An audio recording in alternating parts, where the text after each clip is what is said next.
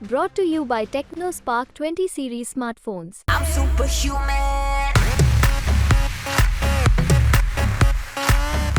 जिस दिन नामांकन वापसी वाला दौर चल रहा था, जो टाइमिंग था, उस टाइमिंग के अंदर मैं उस स्लॉट में तो था ही नहीं। जो भी हुआ है टाइमिंग स्लॉट के बाद में हुआ है। मैम श्योर मैम, ये मेरा है और मैंने अभी परसों ही आरटीआई भी डाला है, जिसके अंदर मैंने वीडियो फुटेज और जितने भी मेरे डॉक्यूमेंट हैं उन सब की मैंने 6 प्रति के लिए मैंने मांग की। जी मैम, जिस दिन नामांकन वापसी का टाइम था उसके 3 से 4 दिन पहले मेरे घर पर भी बहुत सारे लोग आए थे और दबाव बनाने की कोशिश की गई थी मेरे पे, और ऊपर से भी बड़े लोगों के भी फ़ोन वगैरह आए थे। उन्होंने बोला था कि आप वापस ले लेना, आपने अग्निपथ योजना चलाई भी है, उसमें आपको स्टाइपेंड भी दे रहे हैं और फ़ायदे भी बहुत हैं, पर मेरे हिसाब से आपको इस तरीके से करना था कि 4 साल आप रखते, बच्चों को ट्रेन करते अच्छी तरीके से, उनको ग्रेजुएशन करवाते, उसके बाद में से उनका एग्ज़ाम में से 25% लेते, तो ये योजना और अच्छी हो जाती। इंदौर की राजनीति में इन दिनों एक नाम काफ़ी ज़्यादा गूंज रहा है। नाम है धर्मेंद्र झाला। वायुसेना के पूर्व अधिकारी हैं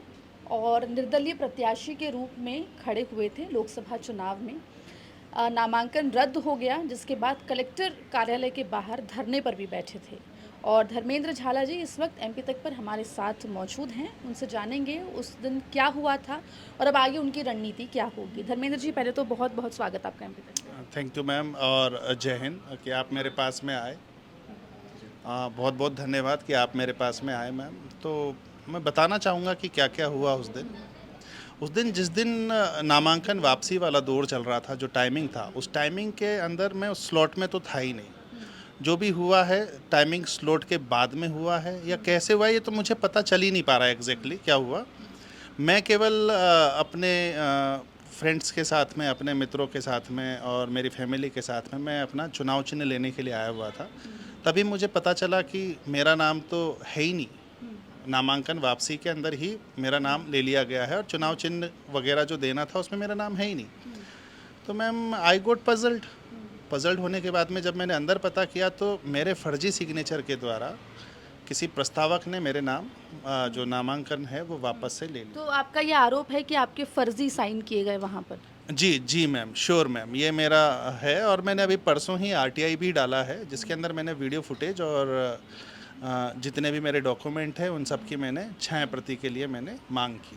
जी, जब आप कलेक्टर कार्यालय पहुंचे अपना चुनाव चिन्ह लेने के लिए, आप निर्दलीय प्रत्याशी के रूप में उतरे थे, तो वहाँ पे कलेक्टर कार्यालय में आपसे क्या कहा गया? वहाँ के जो अधिकारी थे उनसे आपकी क्या बात हुई? उन्होंने बोला कि आपका तो नाम वापस हो गया। तो मैंने बोला कि मेरा नाम कैसे वापस हो गया, मैंने तो कोई न तो किसी को ऑथोराइज़ किया, ना ही कुछ किया मैंने। तो उन्होंने देन मेरे को फॉर्म भी दिखाया कि देखिए ये आपके प्रस्तावक के सिग्नेचर हैं यहाँ पे। मैंने कहा चलो ठीक है, मैं मान लेता हूँ, प्रस्तावक के सिग्नेचर हो गए, मान लेते हैं, पर ये जो ऊपर जो सिग्नेचर है और जो ऊपर राइटिंग है ये तो मेरी है ही नहीं। तो उसी से संबंधित मैंने फिर वापस से उनको निवेदन दिया, एक प्रार्थना पत्र लिखा कि आप जो है मेरे साथ में फर्जीवाड़ा हुआ है और इसकी जांच की जाए निष्पक्ष रूप से, और साथ ही में मैंने सीसीटीवी फुटेज के लिए भी उनसे, तो ये अभी तक मेरे पास में आई नहीं थी। तो उसके बाद में परसों मैंने आरटीआई भी डाली है, तो अब आरटीआई का जवाब भी शीघ्र आएगा। मेरे को पूरा विश्वास है कि प्रशासन मेरे को सहयोग देगा। जी, जिस प्रस्तावक के सिग्नेचर उस फॉर्म पर थे, क्या उनसे आपकी बात हुई? क्या आपने ये जानने के बाद कि उन्होंने साइन करें, कि आपने उनसे बात की, और अगर बात की तो क्या कुछ बात हुई है? मैम देखिए, सबसे पहले तो सिग्नेचर का जिस तरीके से झोल है, जब मेरे सिग्नेचर गलत हो सकते प्रस्तावक के भी गलत हो, जब तक मेरे पास में वीडियो फुटेज नहीं आ जाता मैं कैसे मान लूँ कि कौन सा प्रस्तावक गया था, किसने साइन किए। हो सकता है कि प्रस्तावक गया ही ना हो, सिग्नेचर हो गए हो, माइट भी। जब तक मुझे पता नहीं चलेगा, और ये सब पता कैसे चलेगा मैम? फुटेज के द्वारा। तो फुटेज जैसे ही उपलब्ध करवाएंगे तो सारी चीज़ें मैं आपको बताऊंगा। अब सिग्नेचर तो कोई भी कर सकता है, जैसा कर दिया गया, मेरा भी किया है, प्रस्तावक का भी हो सकता था, कुछ भी हो सकता है। जी, अब कई और प्रत्याशियों ने ये कहा कि उनको कांटेक्ट किया गया था कि नाम वापस ले लीजिए। क्या ऐसा किसी भी तरीके की बात आप तक पहुंची? क्या आपको भी आपसे कांटेक्ट करने की कोशिश की गई थी? जी मैम, जिस दिन नामांकन वापसी का टाइम था उसके 3 से 4 दिन पहले मेरे घर पर भी बहुत सारे लोग आए थे और दबाव बनाने की कोशिश की गई थी मेरे पे, और ऊपर से भी बड़े लोगों के भी फ़ोन वगैरह आए थे, उन्होंने बोला था कि आप वापस ले लें नाम, क्योंकि आपके अलावा कोई है ही नहीं यहाँ पर, इस तरीके से उन्होंने बोला। तो मैंने बोला सर देखो, मेरा संवैधानिक अधिकार है, मेरा संवैधानिक अधिकार ये है कि मैं चुनाव में खड़ा हूँ, भले ही मुझे वोट मिले या ना मिले, दैट डजेंट मैटर, वो एक अलग इशू है। पर आप इसके साथ में मुझे क्लब ना करें कि आप हटो। देखिए, ये जो संवैधानिक अधिकार है ये आपका भी हो सकता है मैम, मेरा भी है। अगर आप चाहें, अगर आप संविधान के हिसाब से एक एक चीज़ के हिसाब से पात्र हैं आप, तो देन आपको किसी को रोकना नहीं चाहिए।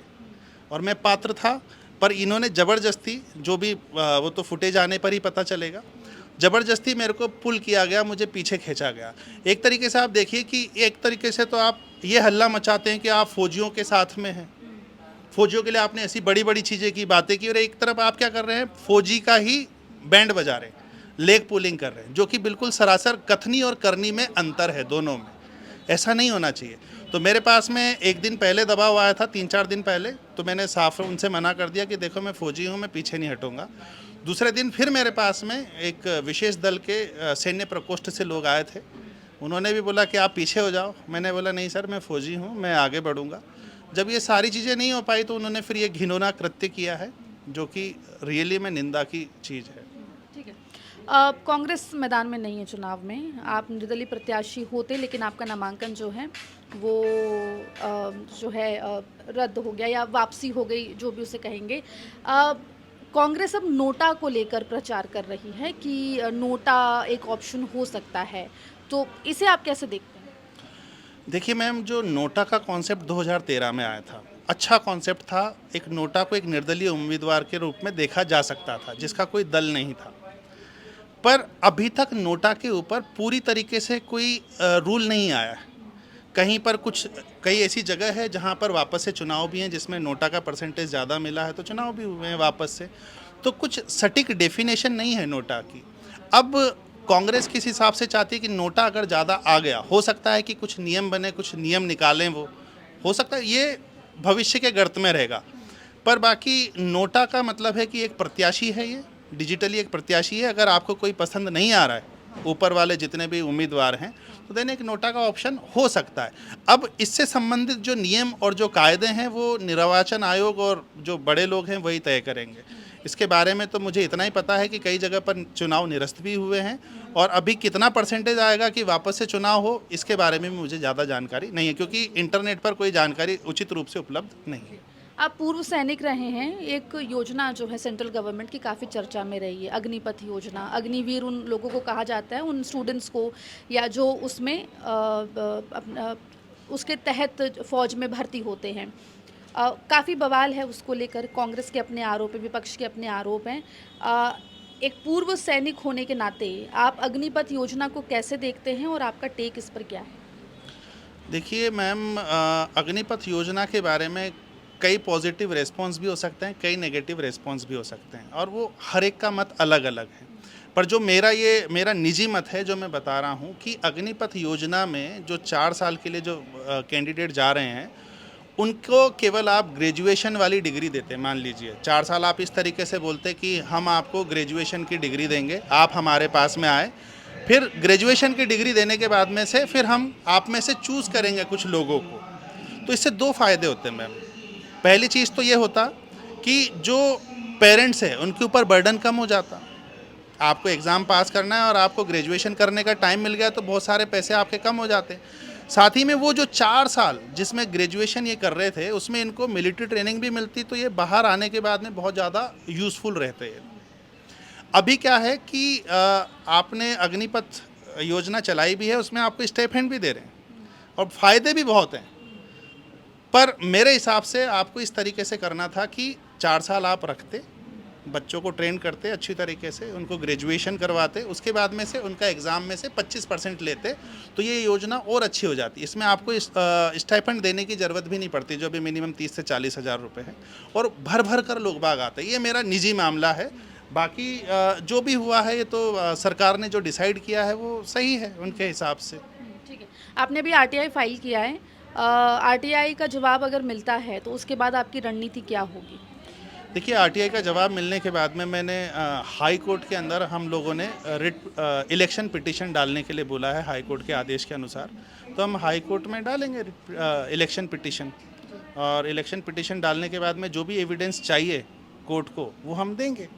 इस दरमियान क्या किसी ने आपसे कांटेक्ट करने की कोशिश की? कांग्रेस की तरफ से कोई आया आपसे मिलने? नहीं, अभी मेरे पास में कोई नहीं आया है, पर जितने भी उस दिन धरने वाले दिन जितने भी अपोजिट दल वाले जितने भी बैठे हुए थे सब लोगों ने मेरा साथ दिया, और वो रियली कमेंडेबल था कि उन्होंने एक फौजी का साथ दिया और जिसके साथ में गलत हुआ है उसका साथ दिया। जी बिल्कुल। तो हाई कोर्ट का दरवाज़ा, तो धर्मेंद्र जी हमारे साथ जुड़े थे और उन्होंने बताया कि इस पूरे मामले को लेकर वो हाई कोर्ट भी जाएंगे। फिलहाल उन्होंने आरटीआई दायर किया है और जैसे ही आरटीआई का जवाब मिलता है उसके बाद जो भी संवैधानिक कार्रवाई होगी इस मामले में वो कोर्ट में जाकर करेंगे। इंदौर से एमपी तक के लिए आकांक्षा ठाकुर।